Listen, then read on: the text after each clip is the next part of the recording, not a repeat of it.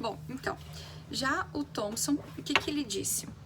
Ele disse, não, peraí, o átomo não é uma esfera indivisível, indestrutível, sem carga nenhuma. Ele estava estudando, junto com o Crookes, usando uma ampola de Crookes que transmitia eletricidade. Eles estavam testando alguns gases diferentes. E aí, analisando os experimentos dele, ele chegou à conclusão de que essa ampola, ela produzia raios catódicos que saíam, então, de um cátodo, chegando num ânodo, tá? E esses raios tinham uma carga, eles tinham carga negativa. Esses raios eram elétrons vibrando muito rápido. Então, como era um gás que estava entrando dentro desse tubo, uma entrada com os gases, e o gás passava pelo meio do tubo, indo do cátodo para o ânodo. Então, esses gases são átomos que apresentavam uma partícula negativa. Então, o Thomson é chamado de pai do elétron porque ele disse que o átomo era formado, então, tinha uma carga maciça, mas ele era formado por vários elétrons incrustados ao redor dele. Foi assim que ele descreveu o modelo dele. O átomo, uma esfera positiva com vários elétrons incrustados ao redor dele, tá? Depois do Thomson surgiu quem? Tá? O Rutherford, que é um modelo que a gente confunde bastante com o Bohr. Mas o Rutherford e o Bohr trabalharam quase juntos. O Rutherford iniciou o modelo, o Bohr só aperfeiçoou. Tá? O que o Rutherford fez? O Rutherford fez um teste de um bombardeamento de uma lâmina, uma pequena lâmina de ouro com um elemento radioativo. No caso, ele utilizou o polônio. Então, ele colocou... Vocês devem ter visto o desenho, mas eu vou colocar o desenho para vocês verem, tá? Ele colocou um elemento radioativo numa caixinha fechadinha, rígida. Esse elemento radioativo emitia energia. Essa energia eram partículas que, quando batiam nessa lâmina de ouro, algumas passavam, outras ficavam e refletiam. Só que pouquíssimas partículas refletiam de volta. A maioria atravessava e manchavam uma outra camada de um metal que ficava aqui ao redor.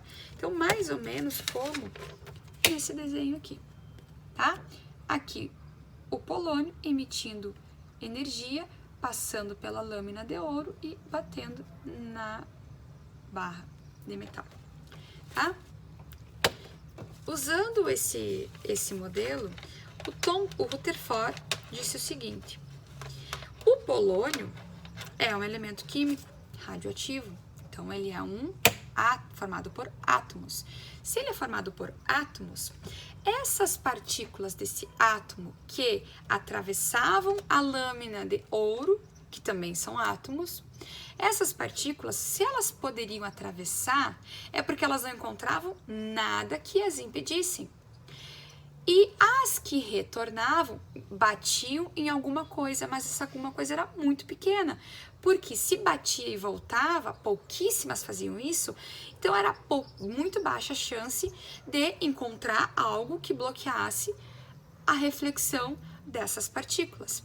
Então, o Thomson disse o seguinte: os átomos são formados por uma região muito grande que não tem volume nenhum, por um espaço vazio e por uma pequena parcela que para ele se encontrava no núcleo, no qual, quando as partículas positivas, porque essas partículas emitidas são partículas alfa, essas partículas alfa que têm carga positiva, quando encontravam essa parcela pequenininha, batiam de volta. Então, pensa comigo, partícula alfa de carga positiva encontrando uma coisinha pequena que fazia voltar, essa coisinha só podia ter carga o quê? Positiva. Então, para o Rutherford, o átomo era formado por uma extensa zona vazia e por um núcleo muito pequeno. mas ele também continha os elétrons que o Thomson já tinha dito que ele apresentava. Então, para o Rutherford, o nosso átomo tinha que formato? Tinha este formato aqui. Ele chamou isso aqui de formato de planetário. Ou imagine um estádio de futebol enorme, em que aquela porção pequenininha lá no meio, aquela bolinha que fica a bola de futebol para iniciar a partida, aquilo lá é o núcleo.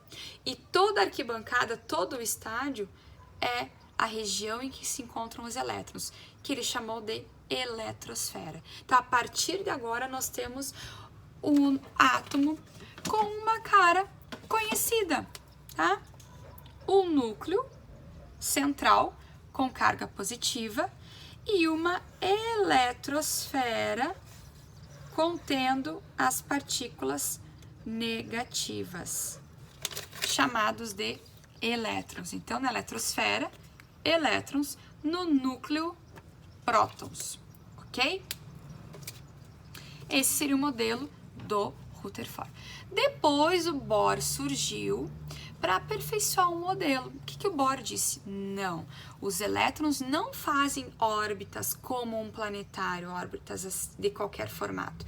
Não, os elétrons eles ficam vibrando em órbitas circulares e fixas. Então, agora eu desenho o meu átomo com um núcleo positivo e os elétrons rodeando na eletrosfera, mas em camadas definidas, certo?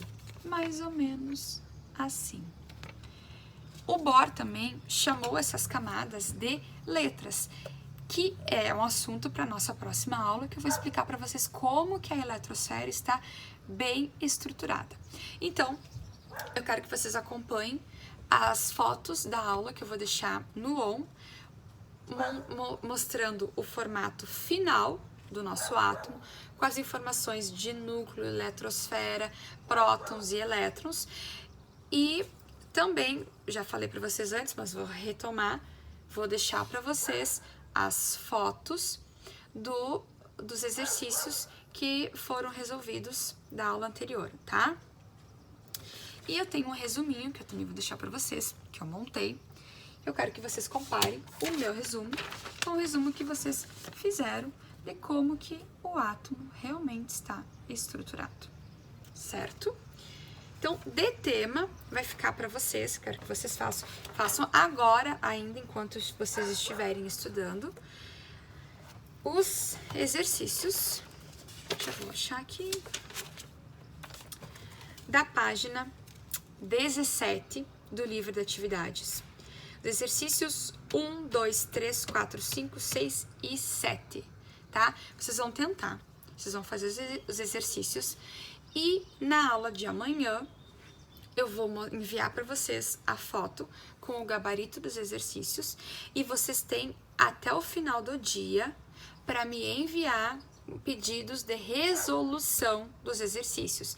Então, se vocês não entenderam alguns desses exercícios, vocês me escrevam que eu vou gravar vídeos explicando. Se vocês não me escreverem, se vocês não me pedirem, eu vou entender que vocês conseguiram fazer. E eu vou tocar o conteúdo adiante, explicando bem detalhadamente como que a eletrosfera dos átomos está estruturada. Tá bom? Qualquer dúvida, por favor, me escrevam. Mas eu vou deixar tudo bem explicadinho no ON, tá bom? Um beijo para vocês e bons estudos!